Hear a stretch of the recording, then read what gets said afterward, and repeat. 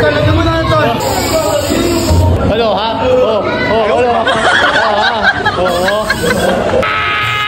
At dahil 60th birthday ng aking nanay, tara, samahan nyo ako mga kamangga. Nakakatuwa nga lang din talaga, wala naman talaga kaming plano, pero kailangan namin dahil 60th birthday ng aming magulang. Alam nyo naman mga kamangga, kahit simple celebration lang, basta ma-celebrate at talaga namang sobrang saya ng pamilya, ayos na yan. At bago nga kami pumunta sa party at inayusan nga namin ng napakalupit si mama para naman talagang tumaba at magbukang maganda.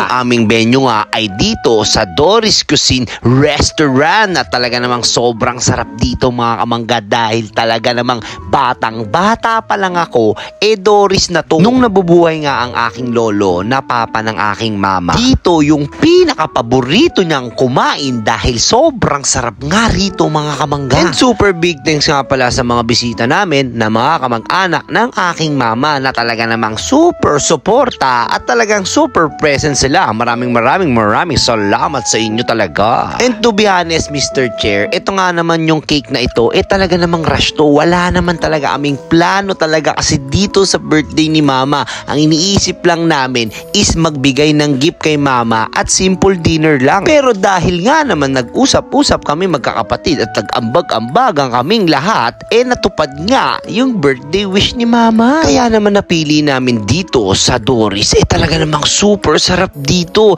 Kung makikita nyo yung mga pagkain na sobrang solid ang luto, napakarami magbigay, mura, budget meal at masarap. Lahat na yata nandirito kaya nga napili talaga namin tong Doris Wong Cuisine. Dito nga sa Doris, ang kinuha namin ay 50 packs o 50 person. Kaya naman naisip namin dito kasi mura nga dito. Yung pagkain lang ang aming binayaran. Isipin mo nga naman yun mga kamangga, 50 person ang kinuha namin pero parang pang 70 person yung pagkain. For real talaga, napakarami nilang magbigay dito lalo na pag matagal na nila kayong customer. Sayang lang din mga kamangga, hindi kami na kompleto magkakapatid dahil 6 kami. Yung dalawang kapatid ko na si Kuya Brian Bertud at si JR, si Kuya Brian kasi nandun yun sa may trabaho niya, hindi siya nakaabot kaya sayang talaga hindi kami na kompleto dito sa picture. At si JR naman na kapatid ko na nasa Bicol na artista at napaka-gwapings nun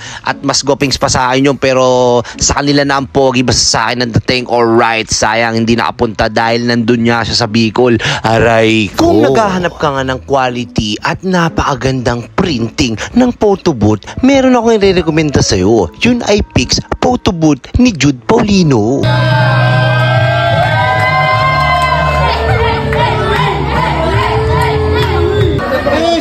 Solo ka, kanina ka po.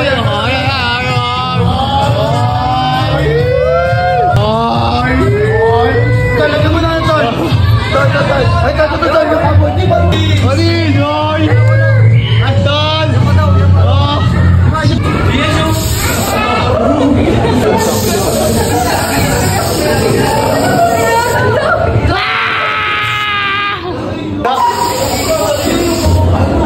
Hello, ha?